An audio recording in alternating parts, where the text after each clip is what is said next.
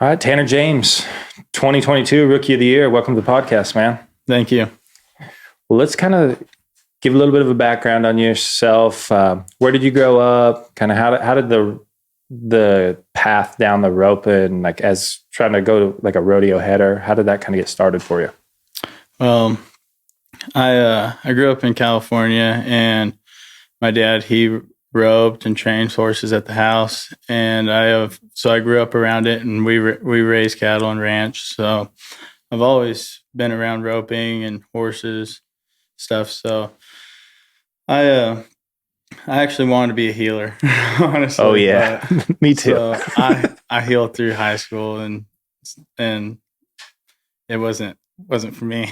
But when I got into college, I went to heading, and I headed at the jackpots. Well, that seemed like where I need to be on the head side. So, and I liked it a lot, honestly.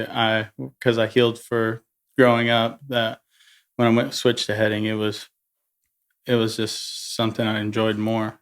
Do you think if you heal first or heal at a young age, like learn how to turn your rope over a little quicker, so it's like easier to reach? Is that do you think that happens a lot with like guys that like grow up healing and then go to head and they're like, because you reach pretty well, you know what I mean? So it's like, yeah, I don't know. I had a hard time growing up, like being able to feel like the tip of my rope and like know where it was at, where I was turning it over and everything. So I had to like really focus on my swing a lot when I was healing. So like when I went to switch to heading, like I finally figured out on how to feel the tip of my rope. And like, so when I went to heading and switched, like getting my tip off over the right getting off over the right and being able to cover the horns was pretty easy to understand. But yeah, I had to actually really work on it because I didn't understand the tip of my rope when I first started roping. Do you think that's like one thing where headers, like it seems like you can put so much more work in on the ground and I'd say it feels more realistic, right? Like than roping like a healing dummy on the ground, just because I do get the references of where my tip is at. Yeah. And healing, everything's moving so much that I think there's just quite a lot of a variable through that. Was that kind of something like you're able to just put a lot of work in, or did it just kind of come natural with, being able to find the swing, or how did that kind of come together? I put in a lot of work on the dummy to really work on like my swing to make sure it was off over to the right and covering the horns. But also I roped a lot of mealies growing up, so we didn't have horn cattle to really rope. Whatever our cows, if calves had horns and we could, cast them or whatever to make them strong, then we got to rope horn cattle. But other than that, we just roped mealies or whatever came in. And so I just kind of learned, that's how I learned like tip control, because roping mealies is different than roping horn cattle because of being able to get your tip down and not curling the front leg or any of that. So that was huge on, rope control. Right. So college age, how old are you now? 25. 25. All right. So like beginning stages of college, that's when really went to heading. Yeah. What was the hardest aspect of heading? And then, when did the kind of like, hey, I want to start rodeo, and when did that kind of come into play, like professionally, or, kind of start pursuing that a little bit? I've always wanted to like professionally rodeo. Okay. And I did right when I turned 18. I went to a few rodeos, but I wasn't really ready to rodeo. Like I figured that out on my own just because I went for a year. I went through the circuit rodeos while I was in college. And I mean, I did a little good here and there, but like college rodeo has helped me out a lot, getting behind the barrier and just being able to like feel the pressure on the head side. Like when you're healing, there's a lot of pressure, but like heading, scoring, finishing the run, like you're from the beginning to the end is what I had trouble doing. So, and getting out of the barrier was not really the issue. It was getting to the cow and getting in a good spot to head him. I always had I get caught up in the game a lot too. So like I had to learn not to get caught up on what everybody else was doing. Right. So scoring that kind of even at the pro rodeos, it felt pretty good right off, or was that tough? I've never really been too nervous about scoring. I Really? mean, barriers, if I've always been told if you're not breaking a barrier, you're not trying. So, I mean, if I broke the barrier, it's because I was trying. But I mean, breaking it over and over again, at one point, you're going to have to like pull off and not try so hard and maybe see a little extra. But, but that was always what I always kept in my mind. If I break a barrier, it's because I'm trying. Right. You're going with your read, you're trusting your read every time. And then if you have too many misreads in a row, then it's like that's when you got to start like evaluating it, right? Yeah, slow down, pay attention, really see what the start is. I think that's impressive too, because to me, heading, like there's a few things that makes it pretty tough rodeoing. Because one, I think we want to work on our swing and focus on a swing almost all the time. Yeah. But then when you get rodeoing, scoring and getting across the line is such a big focus point. So going from like focusing on what you're seeing at the start to actually getting to a spot, there's not a lot of room to worry about swing. There's not a lot of like, you almost have to have that body of work put together to at least to be consistent, right? Like I think there's times where it's like, it can feel really funky. And if you have to like think about too many things, I think that's where it really kind of comes into play. So if the scoring things kind of always comfort, I think it's got to be a big advantage. Yeah. Yeah. My like scoring to me is it's hard to explain to the way I score. Cause I like to pay attention to like, I watch everybody go and I read, but like also I try to remember on how my horse scores. Cause like you can watch on how somebody scores their horse, watch them score and watch how they took their start, but how they score their horse and how I score my horse might be different. My reaction on my horse might be faster or slower than theirs. So I got to take that into effect on my scoring, but that I never really like worry too much about that. If they see a good start and they, hit the barrier good, I usually try to, and I think they kind of take their horse left like the same as mine. That's kind of like the same start I'm going to take on theirs. Right. And I think too, like if you're too close, like as you're in the middle of the box and you're way too close to them, sometimes there's enough time to get a little throttle, and other times like, hey, the steer is like you got a little bit of a read right there. But I was thinking about that the other day. I'd watched like I'm not saying the names, but I've watched a few guys that have like wore the Ray-Bans, the stories. Yeah. And you like watch them score, and they're like the horse might move a little bit, though you can feel like where the header pulls, and there's like kind of a funky look to it, but there's so much feel to that, and like that they knew they got a good start. And I think that's what is like headers have like tried to perfect like your horse sitting there perfect, your hand stays 100% still, and then you just drop the reins and go. And I think that in a perfect world that's what you get every time, but there's just not a lot of those head horses around. And I think you get a little bit of movement. We naturally pull a little bit and move our left hand. And I think so there is a lot of feel scoring. And I think that's developing that is tough, and understanding like when we go to different rodeos, what it's going to be like, how it's going to pull. There's just a lot of different setups. So I think that's pretty unique. All right. So growing up in California, where did you go to college at? I went to Kalinka College, West Hills. Okay. So when did you decide to come down to Texas, and what was kind of the game plan? Kind of seen you around a little bit this last year, but kind of give me that, like, what was the plan over the last 18 months or so? Well, I didn't really have a plan. I like this.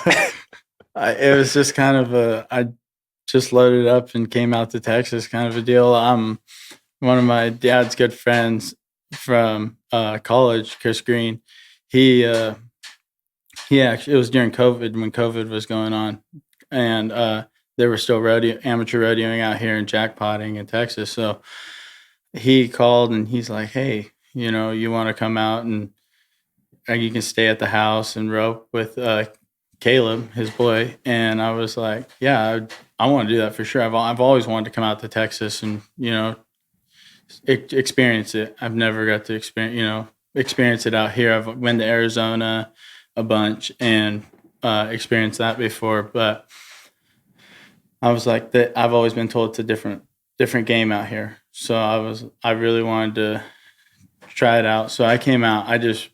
A week went by after I talked to him, and I packed and I came out here in towards the end of summer. Hot. I got to experience the heat out here. You came out here in August down there in San Antonio, and it was muggy. It was muggy. All right. Well, you said this is a different game. So what was different about it? Going from there to here and kind of just being around a little different group of guys. I mean, that was just that's what everybody told me in California that's been out here, that it's different. It's tougher. It's tough out here.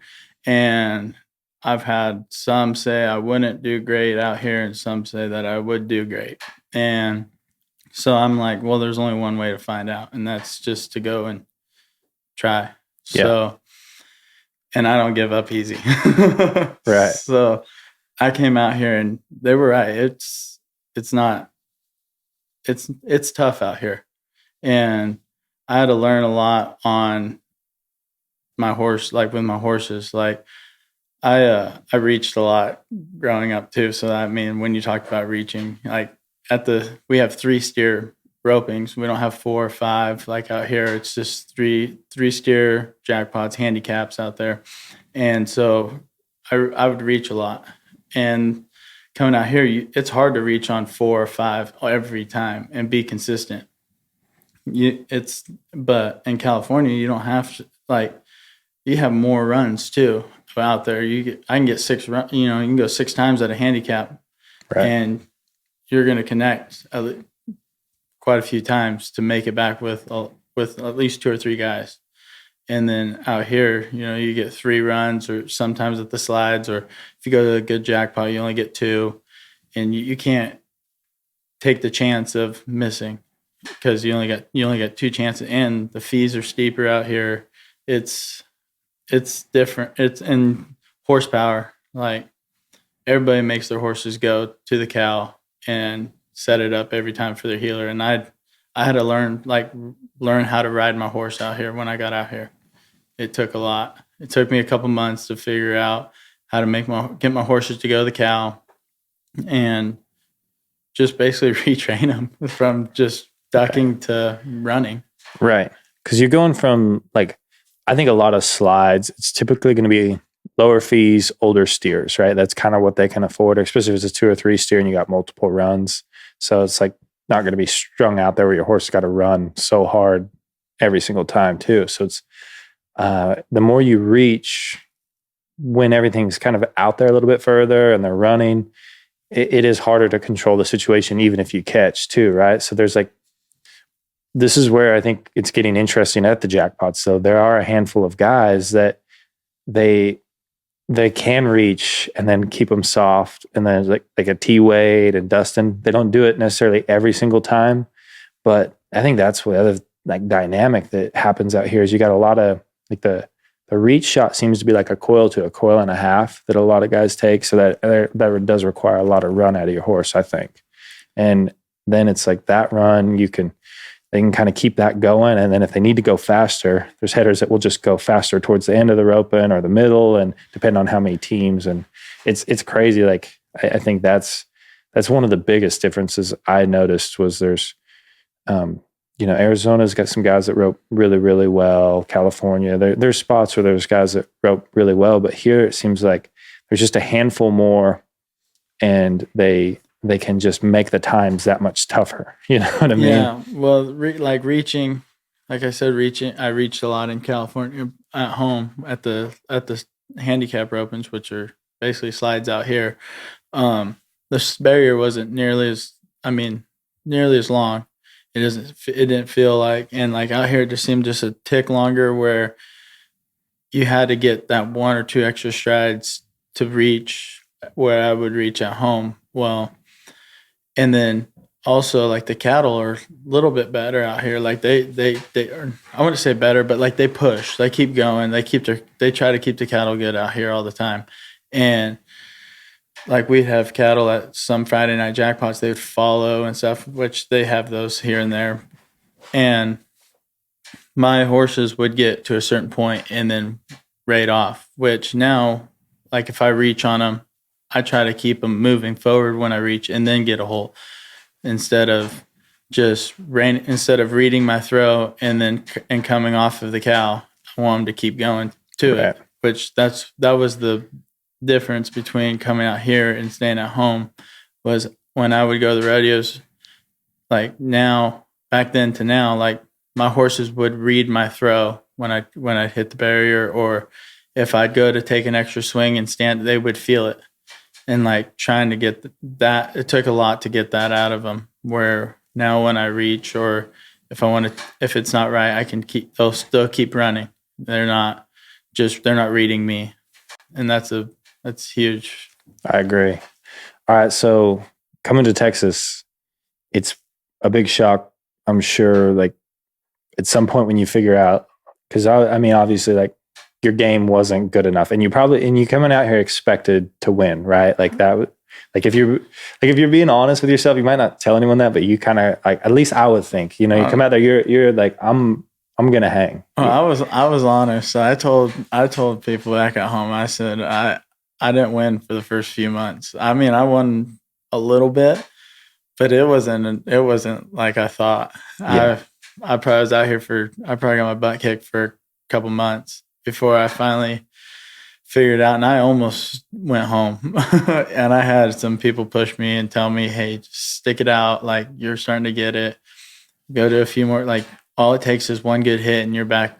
You'll have your money back." And it was going fast. Yeah. And I stayed hooked for another month, and it paid off. I'm glad I did. It's crazy too how close you can be to like going home or being done or like really wanting to change it up, and then how winning, like I said this to my wife this summer. I was like, winning is like, it doesn't cure everything, but it's like a Band-Aid for everything, right? Like it buys you some more time to figure out what you need to figure out, right? Yeah. And being able to do that. And so was that a hard thing on you mentally to like handle okay, I got to change my game. And then as you're changing, it's going to be a struggle. Like anytime we go to fix something or change something, it's a struggle, right? Oh yeah. I hit some, I mean, I can't tell you how many I missed and hit in the back of the head in the practice pen trying to change it. And I mean, I just run steer after steer after steer. And then I'd get on the dummy and I'd work on it on the dummy because, and that's honestly what helped me a lot is I would rope the dummy like if I was on a horse, like trying to keep my horse moving and roping on the gain, which basically is, walking or kind of like moving at a good speed towards the dummy and keep moving and roping as you're walking still. And that was what helped me out a lot, and being able to get my rope. Like I'd take my tip and I would keep moving it down as I kept walking. So it kept hitting him in the back of the head. And I had to figure out how to keep my rope kind of flat and off to the right so it didn't hit him. And then when you got on a horse, you try to do it. And it's a lot, it's a different, but I just kept going every day until I figured it out. What do you tell yourself at the end of the days where it's like, like when you've had a bad day, at that stage, is there something like, do you try to like find something to hold on to? Like, hey, I can get through this. Is it like you can like pick out the little things that you're figuring out, or do you like get hard on yourself, or how do you kind of handle that aspect of it? I try not to get hard on myself, but yet I do hold myself up there at a certain level, like, I mean, I put a lot of pressure on myself, but Right. I try not to get mad because I mean, at the end of the day, if you get mad practicing, I mean, what did you accomplish out of it? Like, I mean, it's not going to make you better getting mad at the end of the day. I mean, yeah, you're going to be a little bit mad in the practice pen or at the jackpot, but after you run that steer at the jackpot and you're mad, you're not going to get to run him again. So why be mad? I mean, I just try to go and work on just what I worked on, what I was messing up on. I go and either try to work on the dummy, or if I have more horses, I mean, saddle up and keep running them until I do it until I get what I was trying to work on. Right. And then once I accomplish it a couple of times, I go ahead and call it a day or whatever, to make it to I don't know. It's almost like how you reward your horses when they did good. I reward myself by just calling it a day and kind of restart and try to just do the same thing of what I did at the end of the day that I was trying to accomplish, and start at the beginning, and hopefully the day goes on good. For me, I agree with this. When I stop roping and it's went well, there's a certain feel that I have. I can feel my swing. I can kind of see it. I don't know how to explain it really, but if I've been working on something specifically and then it's all of a sudden it's there, if I can whenever that day is done, if I can see myself doing it, just visualize it, kind of doing it throughout the day, and it's still there and I can still see it clear, then I think that's when it starts to become muscle memory. I can actually do it. And then I don't, pretty soon I won't have to start thinking about that. I can kind of go on to the next thing. Is that kind of how that feels for you? Yeah, that's how it feels for me. I've been the last few days, I've been working on my horse's positioning, a little bit different. And, I've been staying over at Cody Snow's for a week now. And he actually was telling me how to make it easier heading for me. And my horses were too narrow running to the cow, and I needed to widen them out. Well, I had 5 head horses, and I rode every one of them. I missed a lot, right? But it was a different feel. I wasn't used to roping the steer so wide from me. It was wider than I'm used to, which feels comfortable to some because that's the way they rope. But I rope pretty narrow, and he's like, hey, he told me on one steer, go at him. So I went at him and I roped him, and it felt easy. And I'm like, why did that one feel easier than making a jackpot run? He goes, because you're wide. He goes, if you stay wide like you're rodeoing, but keep your horse going in its own path, you'll be fine. And I worked on it, and just a couple of days ago, really yesterday, it felt like it was easy to head the steer because I was wider. My head loops started hitting different, and my horses started working a lot, not having to work as hard. I watched videos before from earlier in the year till now, and my head horse is not strung out pulling across the arena. He's actually up and under himself and pulling with his hind end now instead of really strung out in the front. Yeah, you there's a certain amount of width, and I mean, this is just how kind of my opinion on it, but if you can find the right amount of width heading, it puts you ahead of the steer kind of feel. It's your horse doesn't have to use their feet in such a long stride, and then you can control the steer so much more as you put it on the horn, right? So if you're narrowed out, widening as you're throwing, or even too narrow as you're pulling your slack, then your horse has to move so much so fast to kind of keep the same pace as everyone else is doing, as far as time goes and where you spin them at.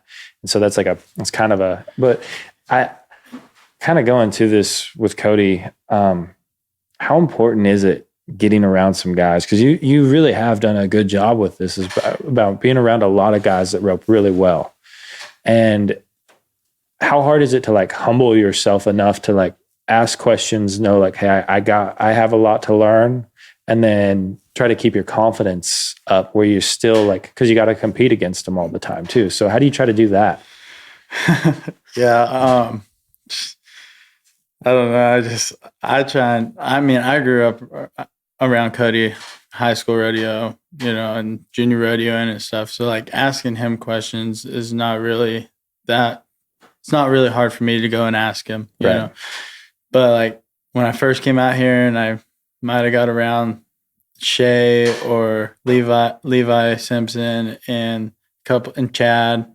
Yeah, those kind of took a little bit to go up there and ask them for, a little advice, but now, and like you said, to be able to compete against them too and not worry about what, like, how much they're like, not get nervous around them and be able to just keep the confidence into competing with them, like at the rope ins. That's where I always ask him too, is at the rope ins. And I'm like, I need to do it in the practice pen, because like he might tell me to change something. I do it at the jackpot, but what I'm doing now is great.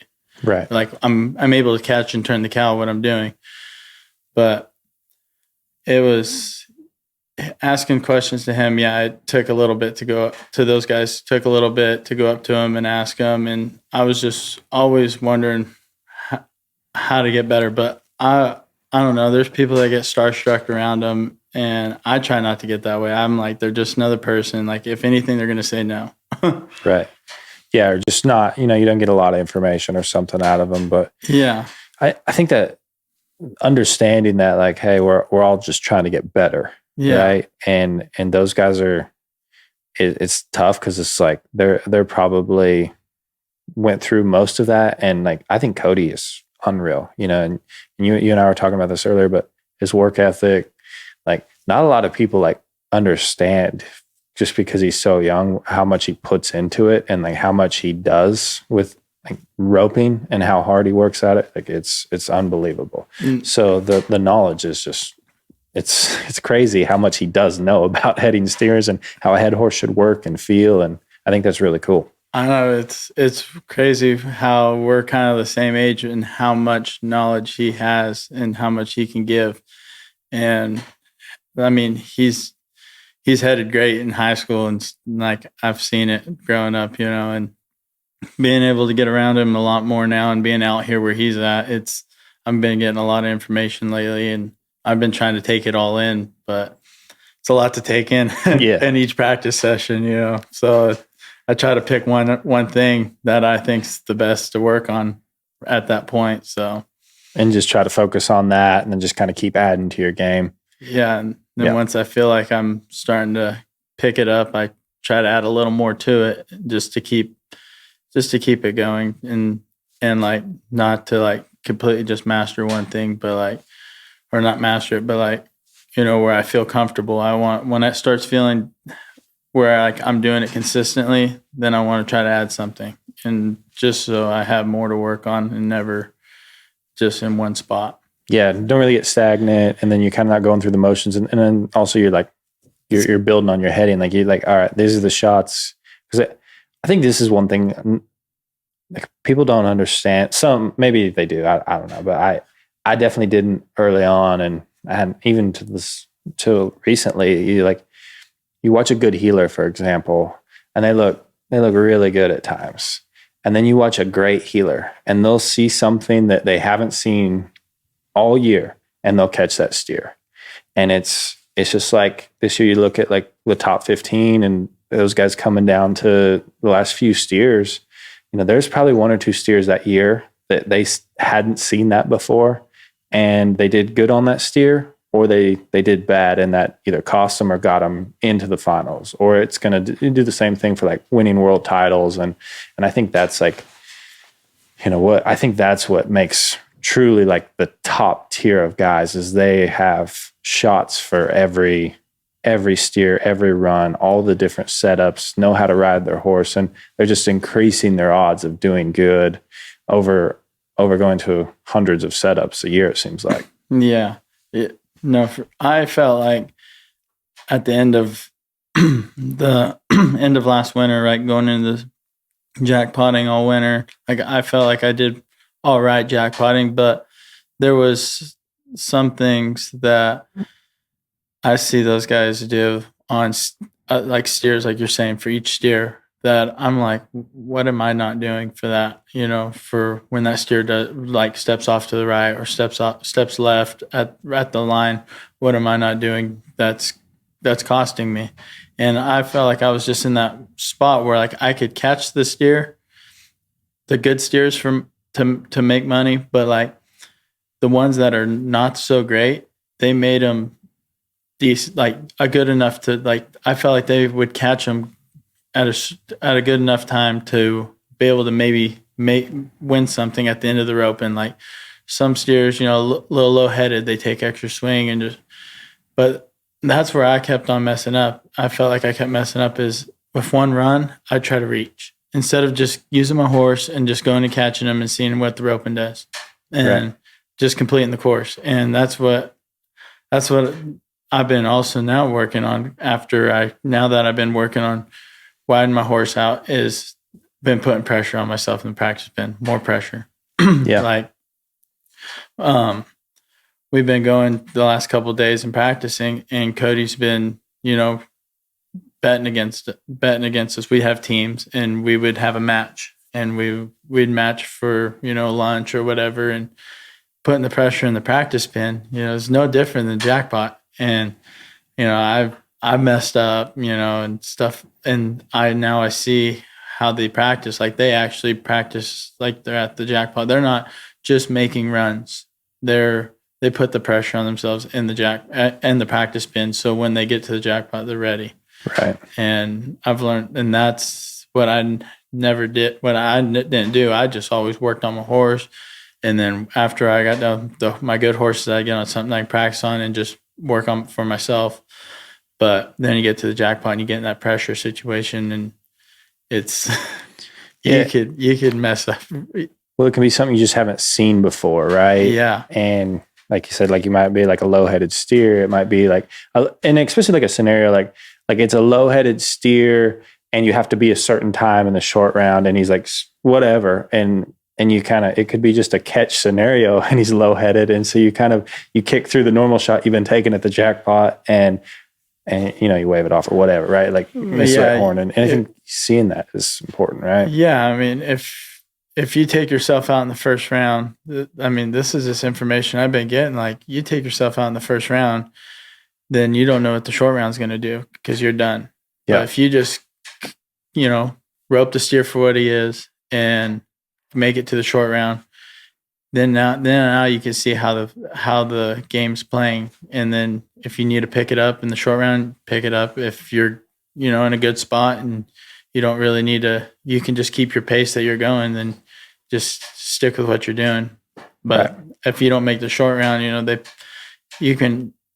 don't have a chance at making your money back. Like, at least they pay a fast time to make your fees back. So if you don't make the short round and you're not in the top 20 in the short round, you don't have a chance to make your fees, get your money back. Right.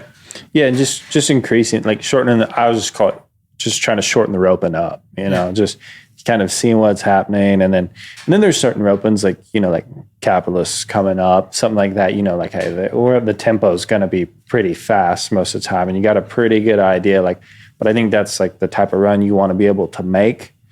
So you just start with that run that's going to be good, and you can just keep making your run for those whatever the steers are and the setup is, and that should be good enough. And then it's like we said earlier, if it's not good enough, having the humility to all right, I was not good enough. Is this a fluke? Like, did I mess up? Or is this something I'm constantly doing and need to work on? And I think that's how you address things, right? And can kind of work on it in a way that's healthy, without just fighting it the whole time, right? Yeah, I agree with that. But I feel like if you don't put the pressure on yourself early, then when you get there, it's what you worked on is not gonna. I feel like it's almost like, why show up? If you're not gonna put your pressure on early, because when you get to the short round, there's a lot of pressure. Yeah. Especially for the capitalists, there's a lot of money up the capitalists, the BFI, them kind of ropings. Slides. I feel like, there's some pressure there, but when everybody's being 4 in the short round or 5, short or long, short 5, it's like, okay, hopefully I don't have to do that. Hopefully I can put enough. I put enough, was going fast enough early enough in the rope, and then I'll have to try to do that. Right. But at least, if you are that long in the rope, and them people that are going 5, they're trying to get their fees back. So, they're taking the chances. And I don't want to take them kind of chances. No, I get that. And that's the toughest thing about slides around here too, is you got to be really fast. Well, let's talk some rodeo, man. So, all right, going to the rodeos this year. What was the game plan as far as like, was it on your, because I think to win rookie of the year, like some people are like, oh, I want to win rookie of the year. Like that's one of my goals. Well, I think your goal should be to make the finals as well, because I think you have to go to all the rodeos to do, either or.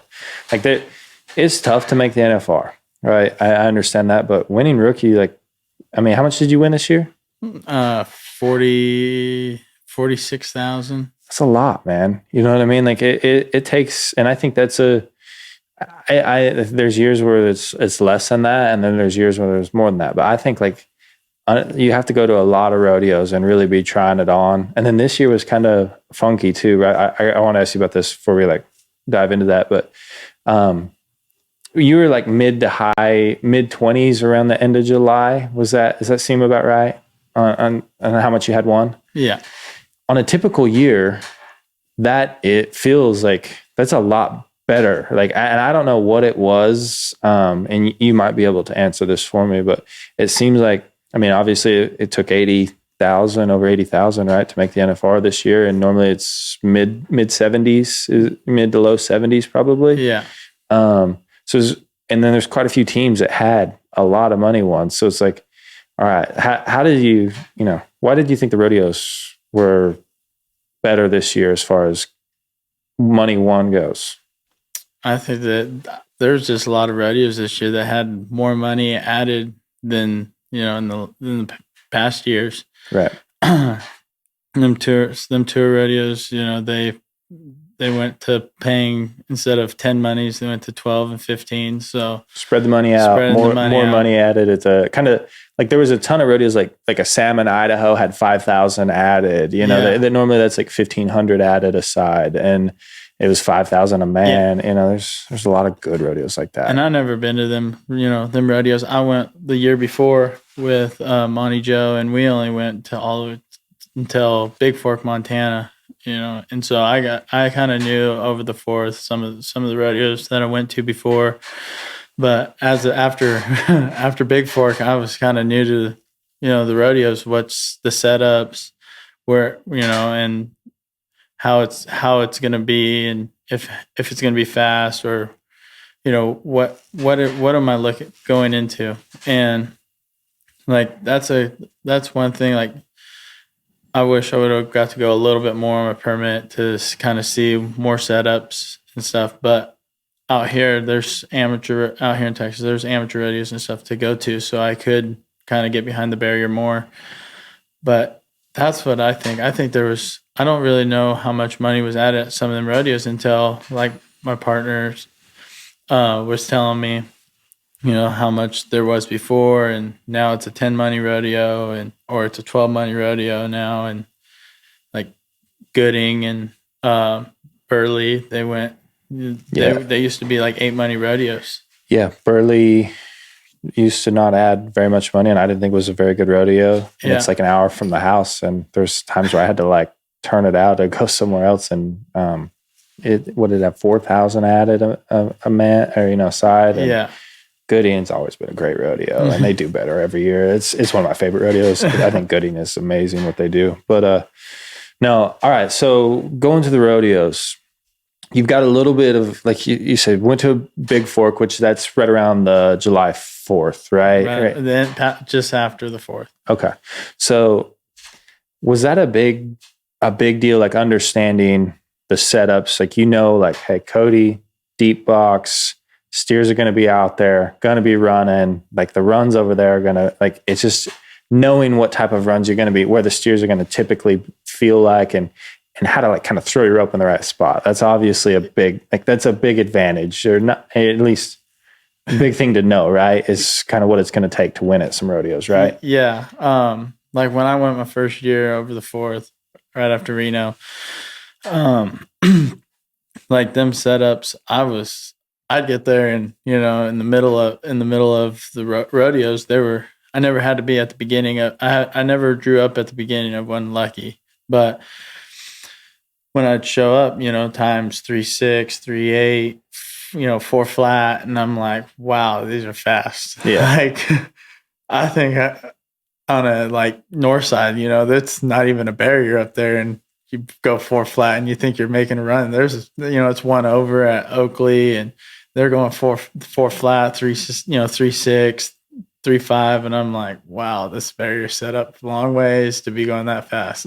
Yeah. Like you got to go tail by the pin and be long three to win just fourth, win, second, third, or fourth or something like that. Yeah. And them spreading the money out this year, it made it a little bit, I want to say easier, but a higher chance of winning, of getting a better chance of winning some kind of money. It wasn't easy, but it let us have more of a chance to win, to keep kind of going.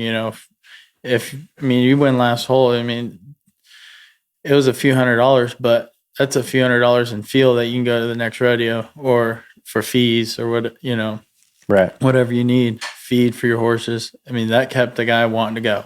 Yep. I felt like, but them long setups, my first year scared me, but then I realized where at in the arena are you 3 or 4 or 5, knowing how far you can go to be that on those steps. Like, if you break the barrier, you don't have a chance. Right. Like building feel where to throw your rope to win money. Like that I think is something that's hard to do heading, and just understanding like that's honestly how I like judge my misses. Like I don't really go off like if I turned them or not, because you have to be so fast so many times. I go off of, did I throw my rope in the right spot? Like, did I score good enough? Did I throw my rope in the right spot? Like, that's how I like, and if I have something steer that I miss, that's when I start getting pretty like, and I'm in a bad spot and I miss them. Like I take a bad cut. That's when I start to get pretty disappointed with myself. But other than that, most of the time I can usually like live with myself, cause it is set up to be that fast. So I don't know. That's just how I kind of looked at it. Yeah. I feel there's times that there's some rodeos I've been to, and I felt like I went away down the arena to be too far down the arena to be that fast. And and then there's some that I feel like I've reached a long ways and made a great run, and I'm pretty long. I'm like, wow, like there is a feeling though, but to know, have a mental clock in your head and be able to know where you're at in the arena, right, is important, because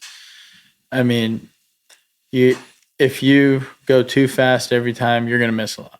I feel like, and that's what I'm trying to get over, is I sometimes like to get going too fast. And I always think if you're not throwing, you're not winning, and I'm like, sometimes you can take an extra swing and set it up for your healer to throw fast, and you're even faster.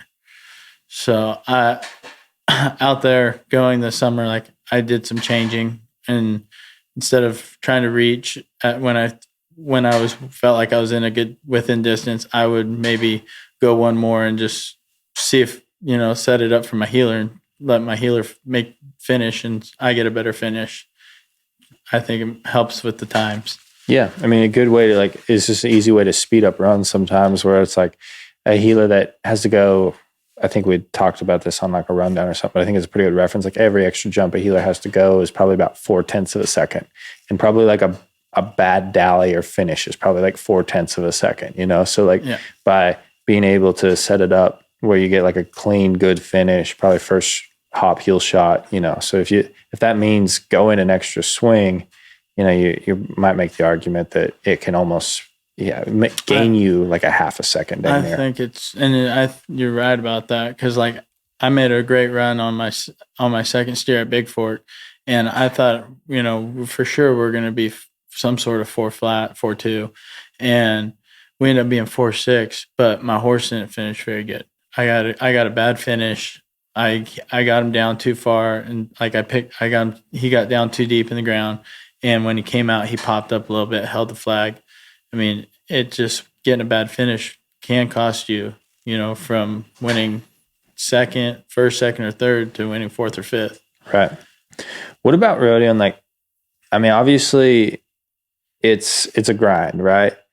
What was the hardest thing, like mentally, like you had to figure out about rodeo on this year, like going to all of them and kind of getting that aspect? What was kind of the biggest challenge that like you didn't see happening?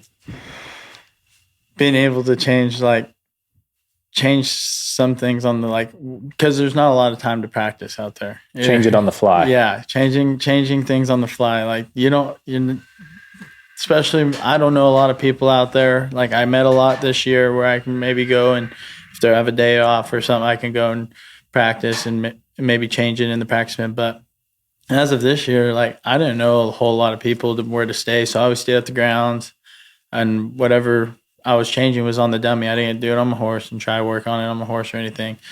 So changing on the fly was tough for me, and being able to mentally, like, stay focused on what I was doing and not get in what everybody else was doing. Try not to get caught up in their game. Do what you know how to do to keep winning. Right. And that right there is tough, honestly. Be able to change on the fly, not get in anybody else's game, and just stay focused on what works for you. Right. So changing it, because like making changes, I think is it can be great, right? Because obviously you correct something and it works, and you get a big reward because you probably go to turning them. But I think like typically how it works is if you're turning them and it feels good, you're really not worried about too much, like just kind of keeping it going, like the actual execution. But it's when you miss a few in a row, then it's like, okay, what's going on? Or if you have the same miss kind of pop up every once in a while and you're like, man, I'm missing the right horn, I'm waving it off, or it's going by the right horn. Like, you're like, all right, what is that? And you try to start fixing those things. And I think that's when it can get dangerous, because you can make too big of adjustments and then start missing steers that you shouldn't miss, Is that something that happened, or like, how do you feel about that? Yeah. I try not to get in my head about things like that. Like, cause when I do, I start really messing up. Like, I try to stay out of my head as much as possible, and not to think about what I did on the last one. Even if it was a good run or it was a bad run, I try not to, it's a different steer. It's new, each steer is different. So you got to go for what he is. You got to rope him for what he is. So I try not to, when I miss one, I go back to Big Fork again. I missed the first one. I mean, bad. It got a good start, terrible head loop, and we had to run our next one that same morning in slack right after. So I just, I relax, I wait till team roping, but I don't, when it's time for me to rope, I clear my mind. I try not to think about what I did on the last one or what I did yesterday or on that steer. Like, I need to rope this steer for what he is. Right. So that's a huge thing, is trying to not get in your head about what just happened. Getting to the how to on the situation you're in.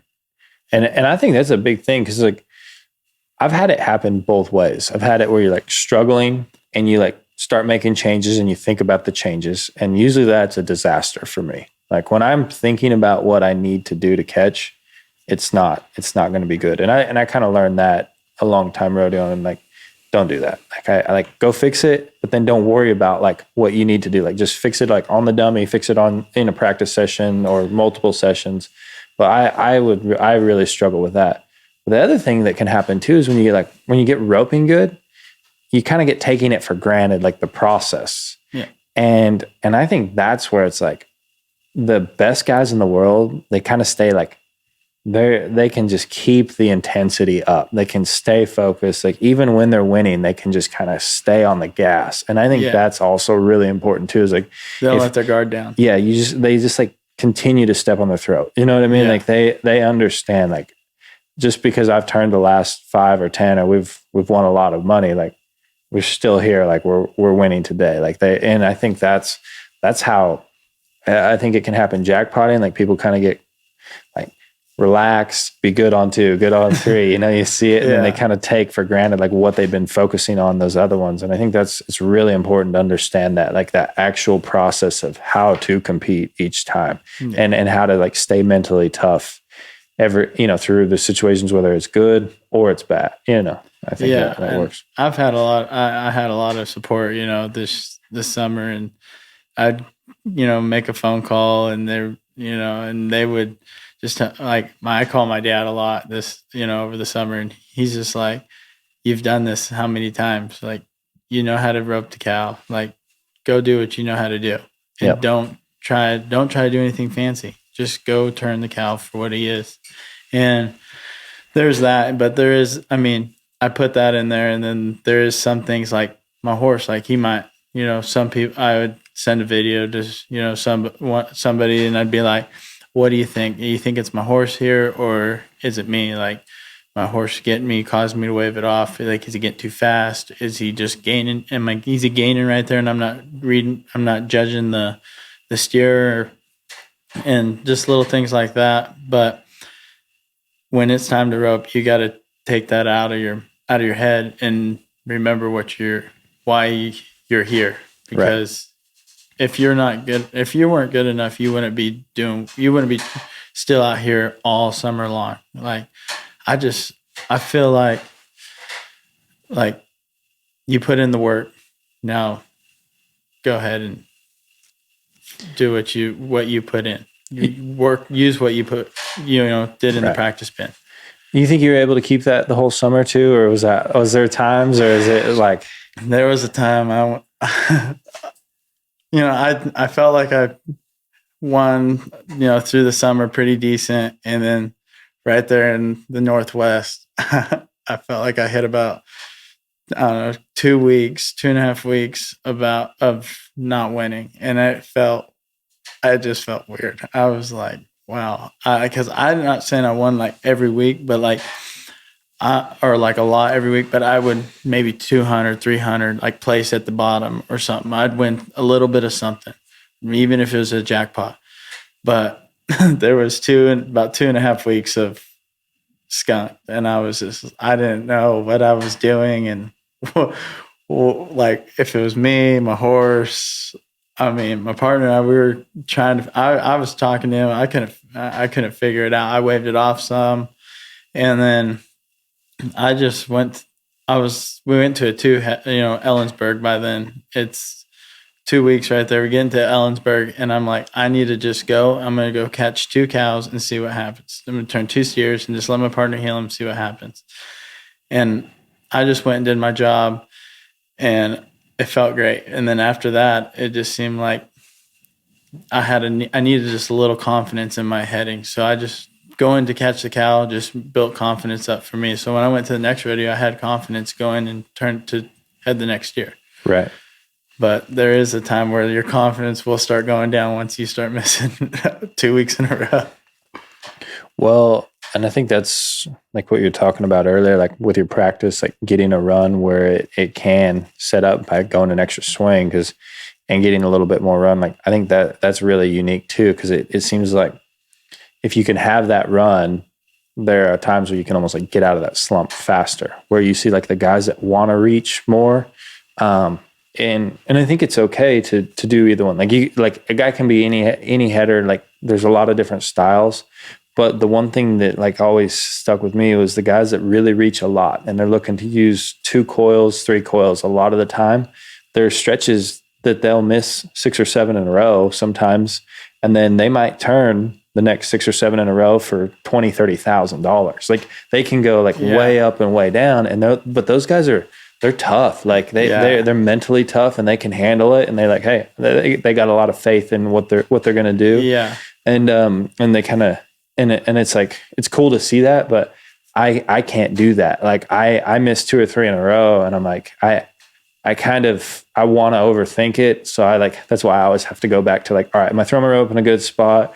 What was the steer? Like, did I make a mistake that's like normal? Is like, I'll generally, that's kind of how I analyze it. But yeah, I think it's a really tough thing in being able to like know like how you are and how you want to handle it to stay confident. Because I mean, when confident leaves, like your confidence goes, it just seems like it's a weird deal. Like you're crawling in a hole, and you might not ever get out. Yeah, I and mean, I didn't lose all confidence in myself. I mean, but there was a little bit that left, and I was like, to build it, I need to catch. Like, yeah, so, like, and it was crazy because when I went to Ellensburg and I said I'm just gonna catch my first, I missed the barrier a little bit, and I just went and caught him, and I was pretty fast. I thought for sure I was not gonna be any kind of 5. I thought, whoa, this is long, like mid 6. We have to speed it up in the second round, but I know I catch the cow again. yeah.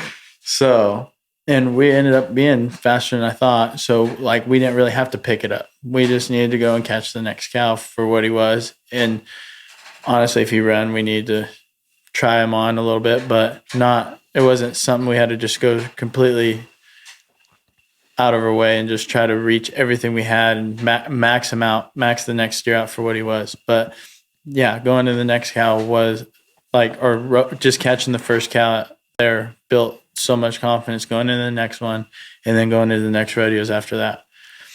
Well, and the other thing you got to think about too, now, like you've built that, like, like, hey, I can go through a rough patch and I've already got through this. Like I did it last summer or I did it the summer before. And you're like, like you kind of know like, hey, it's going to turn around. And so I think that's the other thing too about like trying to like fight through it, but in the correct way. And then once you get to the other side of it, I think it does. I think it makes you a better competitor, a better roper. I do. I think it makes a big difference if you can fight through stuff like that and just keep going. You know what I mean? And it's tough. I mean, I think that's one of the hardest things, right? I mean, it was tough for me going through the summer. I mean, I had, whatever I want over the winter. That was what I was going off of. So like, I was like, I don't want to lose everything I've, won this winter. I mean, it's going to be a long summer. A lot of fuel prices are high, but I feel like some people worry about, how much they have in their account and stuff. And that can help, that can affect on, their roping, like, cause they try too hard. Cause they're like, I need to win money, go to the next one. But I just kept everything. I kept trying to keep my mind clear on everything. Like on each steer, even when I was going through that slump, and I missed for like 2 weeks in a row. I was just trying at the next one not to think about it. And I spent, we drove a lot them 2 weeks. And it was not fun. Right. But then, it just kind of all picked up again. And I just try to keep my head clear. And that's the mental game out there is huge. Like if you can't keep it together, it can be tough. I think the other thing too is like, if you feel like you're doing what you're supposed to be doing, then it makes sense, right? And that's probably what you felt a lot of too. Is like, hey, this is something I want to pursue. This is like you're going after it, and you're like, so to try it. I think being able to answer that question, that makes it easier too, right? Like you're like, hey, I know you probably knew it was going to take all your money. Like at times it's going to be all at risk. You know what I mean? Yeah. Like it's expensive to do it. And that's just like, you knew that a long time ago. Like, so you're like, if you can answer that question during the summer, like, hey, I'm doing exactly what I'm supposed to be doing. This is where I should be at in my life. And I think that makes it easier to keep going. It makes it easier to have have a good summer, even when you're not winning. You know what I mean? Yeah. Like you're still a happy person, even though it might not be going that well, right? I feel like you just can't go scared. You can't go in there scared. Yeah. You just do what you know how to do and don't be scared to do it. How hard is that though? Like, is that something that, all right. So when you say like, don't be scared, right? Like, is that something like you figured out early, or is that something like, when was that moment? You know what I mean? Because when I hear that, it means like, hey, this is my run. I'm focused on how to catch a steer. and you're going to go at them, right? Like, so when you're not scared, you're not afraid to miss. And if you win a couple of weeks, there was probably a few misses in there. So how do you like, at what point in time in your life are you like, hey, I'm just like, no hesitation. When did that mentality kind of set in? Probably being a healer, then going to head, and then just kind of always being good at reaching. Is that kind of, that can kind of be there, I guess. But I don't know. It's a hard, like, I think it's a really cool thing to have. And once you get there, because I had it happen to me a while ago. I really remember the summer well. I was hitting great at the house, and I just kept missing at the rodeos. And I'd miss like 7, 8, 9 in a row. And it would be funky misses, weird stuff. And I would go, my parents had a place in Idaho, so it was pretty easy to go practice. And I would rope good during the week. And I just told my partner realistically one day, and I truthfully meant it. I was like, hey, I might swap horses or do some other stuff, but like we can practice. And I think it's there. Mm-hmm. Like, I don't know why I'm missing here. I don't feel bad. Like when I cut my rope loose, it feels good. Like, I mean, obviously it might not feel good, but it's like, it doesn't feel like I'm struggling. Like the next day when I go rope, I'm making good runs. It's just, I'm not doing it in a competition. I don't know. Like I just keep missing.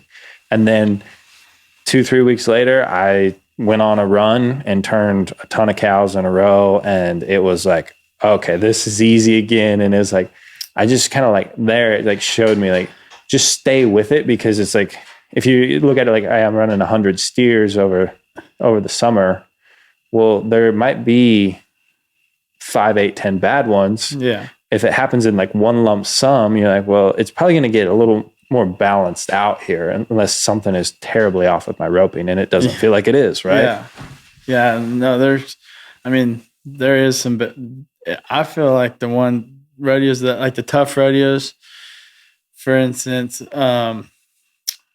I think it was Tremont, like 4. Oh my gosh! I don't remember, like 4.8 was like, or 4.7. 4.7 1 12th or something like that. It split like 5 ways, or something like that. Like it was just good steers. There was so many good ones, but then you can go to Burley where they're not so great, and 5.9 plays great money. Yeah, they had the barrier too long at Burley, I think. The barrier was there was one over at Burley, but 2 different length of boxes, and it was one over at Tremont. Yep. But like you can go to one rodeo and it could be really long, and it could be long and feel like you're a long ways down there, and the cattle could be just running. And then you can go to Tremont and they can be just good cattle, and so you got to take that into, I feel like you can't put the pressure, like pull yourself down for missing, like if you missed up Tremont. I mean, you have to go at them. When 4.7 splitting, 5 ways at the time, there's no backing off. Yeah.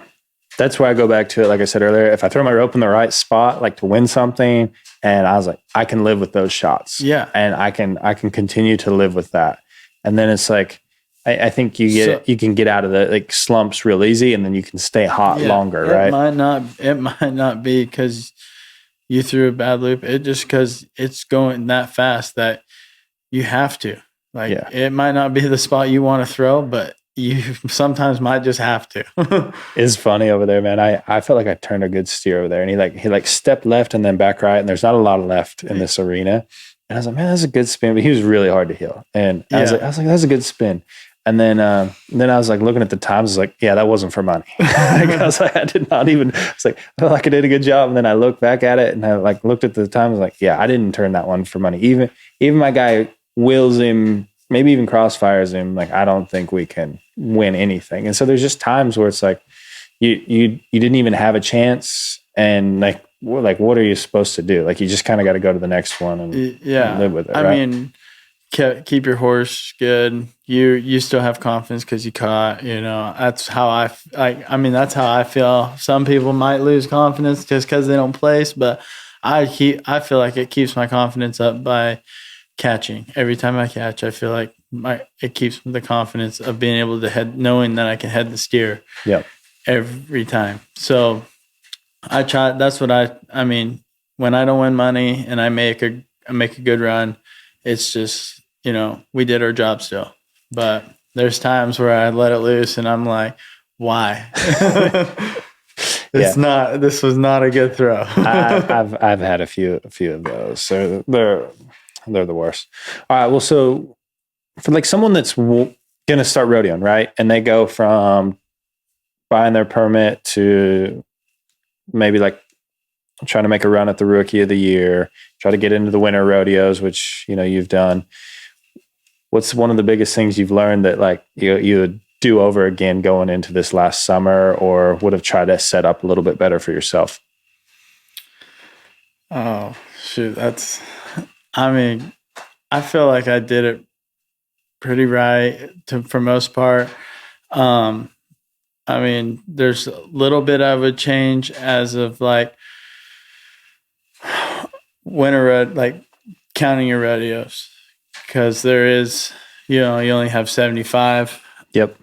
75 rodeos. So your count it seems like a lot, but when you go all year, it goes fast. By the end of the year, you're like, I went to 75 of them already. I get close. Like, it was probably Caldwell when I started counting my rodeos to see how many I had left, which I had plenty of rodeos from like asking everybody else what they had left. I still had plenty, but it didn't seem like I felt like I had, more rodeos. I should add more rodeos than that. I didn't feel like I've been to, at that time, I think 50 or something like that. And I probably would have did my count a little different. Like, I counted rodeos that I probably shouldn't have counted, and they didn't have the money, but I thought they'd be a little softer. It'd be good to go and win a little bit and just, put it towards my standings, my rookie standings.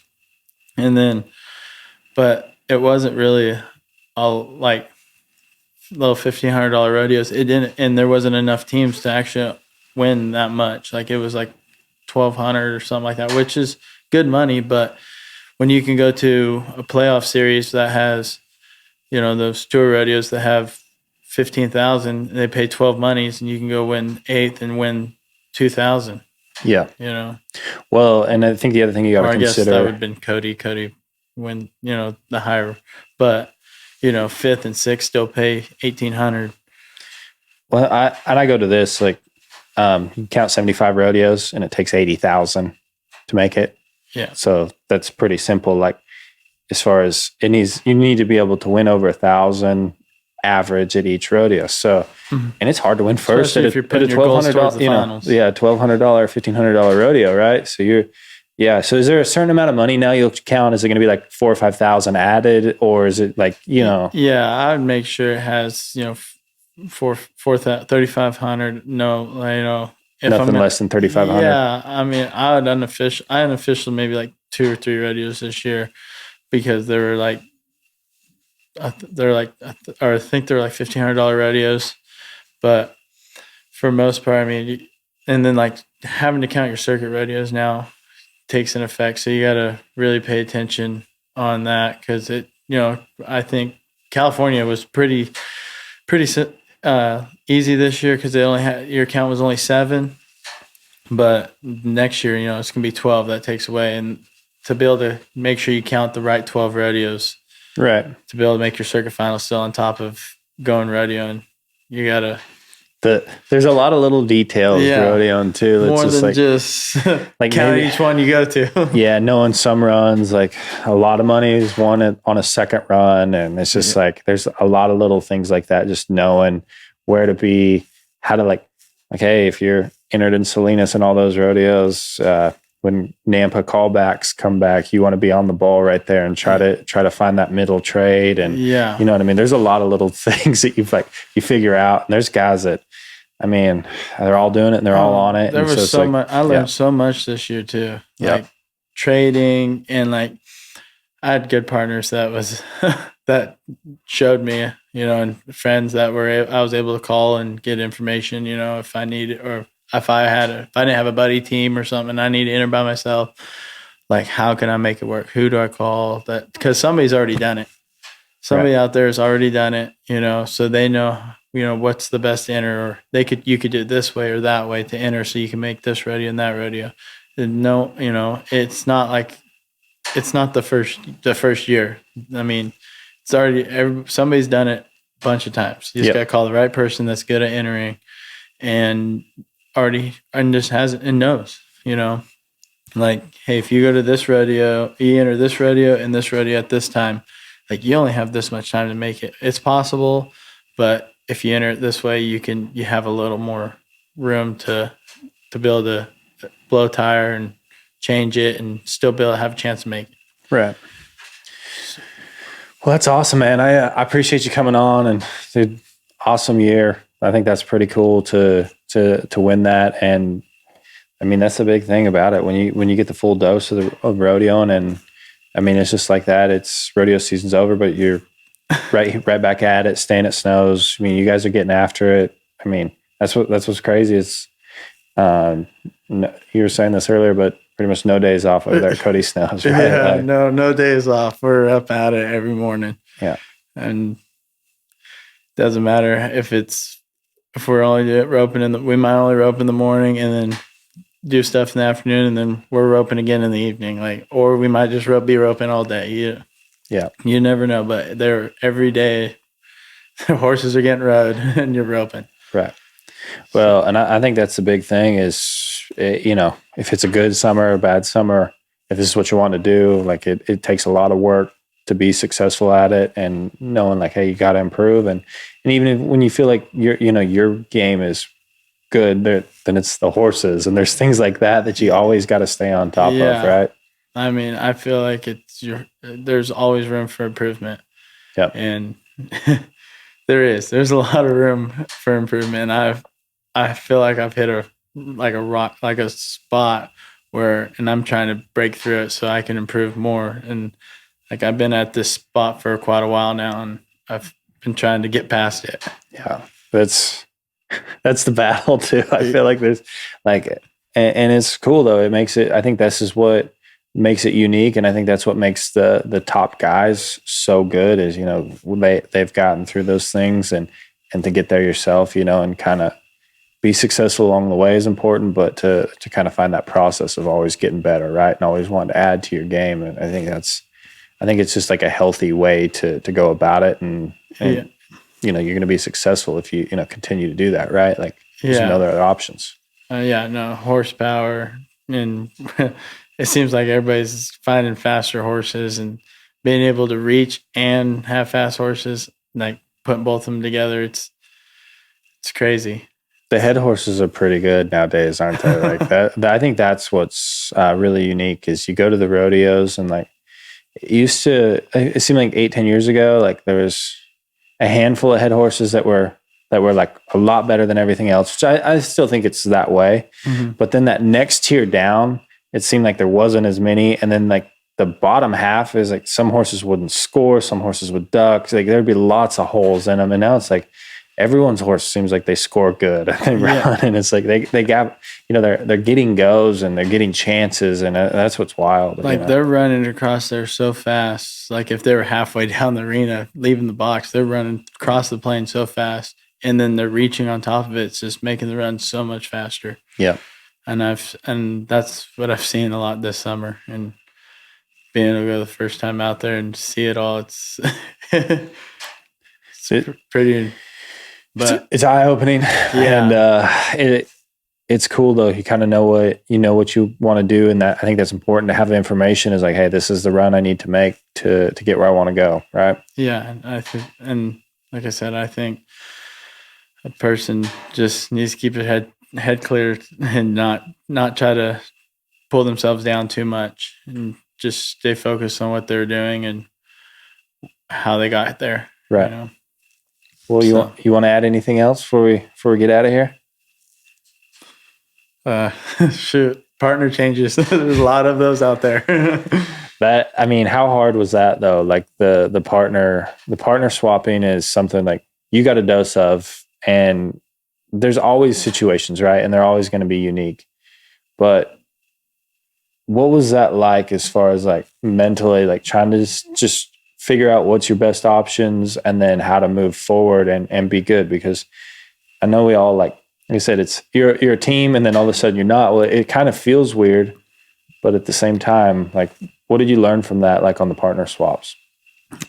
Just like swapping partners, that was tough. Like to be able to be starting to like feel like you have a rundown with one partner, and then needing having a partner swap it like in the middle of like the fourth or before or whatever. It's you prepare yourself for it, and then when something goes bad and you have to swap or whatever, and then you get a new partner at the last minute and there's no time to practice. Like you're making your runs at the rodeos. You're figuring out each other at the rodeos. So and you just you keep doing your job. And if there's little changes that need to be done, you discuss it while going to the next rodeo. Like if they're going too much to the right or too much to the left, you just try to, that's what I'm talking about by changing on the fly. Like not just you, but also communicate with your partner and let them know, like, how do what's the best way for us to win, Right. And, I went through quite a few of them, and every time I just felt like I was starting to get clicking, I changed because I might, I didn't have a partner for a minute. So I had to enter with somebody, but then I finally got to go. I finally was able to be in with a solid partner right after the fourth, but Right. that was the biggest thing, is to be able to still do your job and, and communicate with them, make sure you guys are on the same page on how you want everything to set up. Like, how much do you want me to bring them back? Do you want me to go down? You want me to go down the pin? What's easiest for you, for your horse? Not, because there's things a header can do to help out the healer. Right. So, the healer's going to help you out as much as possible by either putting them in the left lead or letting them step right, whatever you like. And then, you're going to have to help them too. So if you have them in the left lead and they're up there, trying to haze them, and you put it on the horns and you just rail back, they might not be there for it. Like you might need to go downstream to help them out as well. There's a lot of communicating in there. And I think the other thing too, like, is understanding, like, this is what my horse feels like to heel behind. And I think I've tried to do this. I don't know if I do a good job at it or not, but when I practice and it feels like, hey, I did what I wanted to do, like, I'll say that to my partner. It's like, this is what I think it should feel like. Like, this is the type of role that I want to give. And then they kind of know, like, hey, this is where it's at. And so when things happen and I don't do a good job, I'll just tell them, like, hey, that's probably on me right there. This is what happened. So if it feels funky, let me know. Or it's like, if you want it to be different, let me know. And you can kind of get that going. And I think that allows to make some adjustment, as well as, like, knowing where you're at, like what you want the steers to open up and look like. Yeah. And then having your partner know, like, oh, well, they might want them a little bit different than what you do. And it's usually not that hard to make those adjustments, but sometimes it might be a big change, and it might be really hard to do too. Right. Yeah. Yeah. And I feel like, it doesn't matter how great they heal. I feel like if, both sides have to communicate, because not like some of the partners I had, or a couple of the partners I had this summer, like, we never rope. So together at all. I've seen them rope. I've seen them at the rodeos, and went to a couple rodeos, and we did good. I did good with pretty much. I've won. I had like 4 different partners this year, but I won money with all 4 different partners. Right. But like I watched them rope before, and I kind of seen how the partners handled them before, and I thought maybe, and I asked them, is that how you like them? And then they said, yeah, I do my best job to try to set the steer up and set the run up that way. But also, make sure, let them know that I need I need the steer to be straight or in the left lead at certain rodeos to be able to do my job as well. Yeah. Because there are times where it's like Oakley, for example, if you're a team that likes them left, you probably can't step them left at Oakley and win better than 6th or 8th. Like, you're probably going to have to drill the barrier, get him really short, and healer's going to maybe have to crossfire to be short 4, right? Yeah. So there's times where they just have to be straight, basically. Yeah. So, and then, every time you like getting a new partner, it's just being able to do our both of us just do what we know how to do and try to set it up the best we can. And then from there, I felt like once we kind of knew what we're both doing, it was easy. The run got easier and easier every time. Right. So moving on with that like that'll be like one of the things to try to have is like guy on the same page, making sure you can communicate, making sure like the run can hold up throughout the whole year. So, so then that way the team can kind of, they can stay together for the whole year and then understanding like there are times where like, hey, it doesn't work. Right. And you got to do something different or whatever. If it don't, middle of summer and it's not working, you might have to do, partner change or something, but, I under that's big, well, like if you guys are if you're not on the same page with your partner, you're just out there. Maybe he's doing his job, you're not doing his, but it's a business. So if it's going to benefit you to have a partner change and there's someone out there that's looking and you think you can go and win with them, then you're going to have to do it because then you can't be out there just spending money and not working. Yeah. And I think that I think being respectful to it too, like when you do swap and like understanding like it's usually not going to go very good in general, especially during the middle of the summer, unless it's very rarely is it like just both team, like everyone's been losing and then you're like, hey, we probably need to do something different. Yeah. But there are times where it's like one guy might feel like it's not going to work and then the other guy feels like it is working. And I think like getting it set up to where you guys can be friends afterwards is tough too. I mean, because the other thing that happens too that not a lot of people know is like you might be done roping, but you're still going to have to rope for probably 3 weeks, 4 weeks. Yeah. And then you're going to see each other all the time. So it's tough, man. I think it is. It's one of the hardest things and trying to I think like the older I get, and I definitely probably needed to do a better job at a younger age, but like if you're going to do something different, like how you handle it with your partner and stuff, that'd be something like they should probably hear it first. And there's a lot of little things like, hey, that's, and I think that's just my advice, like long term, I think that's a little better way to go about it, but I don't know. Yeah. It's so funny too. Cause during the rookie roundup, we had an interview with, Trevor, and he asked us if we had any partner changes already, Yeah. Has anybody cutting anybody and I'm like, no, everybody's like, nope, same partner. Like, and he's like, it's going to happen. Yeah. It's going to happen. I'm like, I don't know if that's going to happen. Like we got a pretty good run going now. Well, it happens. Yeah.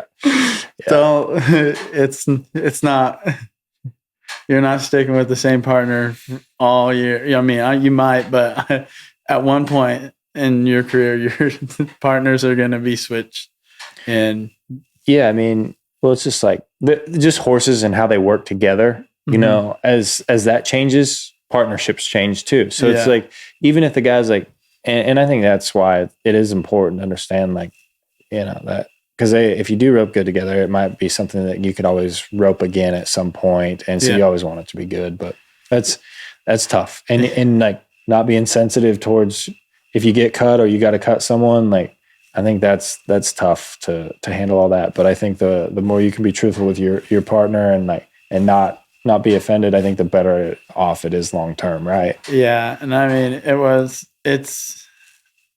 you always make a plan of going all year, and then you kind of do get a little bit offensive when that time does come and you get cut. You're like, dang, what did I do something wrong? Like I missed a few or whatever, something like that. Like, dude, it's like a new relationship. What about the good ones I caught? You're in that like sunshine stage, that new relationship. Oh, everything's going to be perfect. You know what I mean? This is going to go great. And then 6 to 8 months later, you're like, man, this goes crazy. Yeah, and it's gonna happen. So like I kind of been that I got that way a little bit when with partner switch. I'm like, dang, I was a little bit bummed out, and then but it's gonna happen. So Just got to get over it, Just gotta move get over on, it. and realize it's part of it. It sucks And you're when it still going to happens. see them at the rodeo. So Yeah. You can probably they're have going to to be at travel the with next them. one. So there's no point of being mad at them. Like you're going to see them at the next one. You're seeing them at the jackpots. Yeah.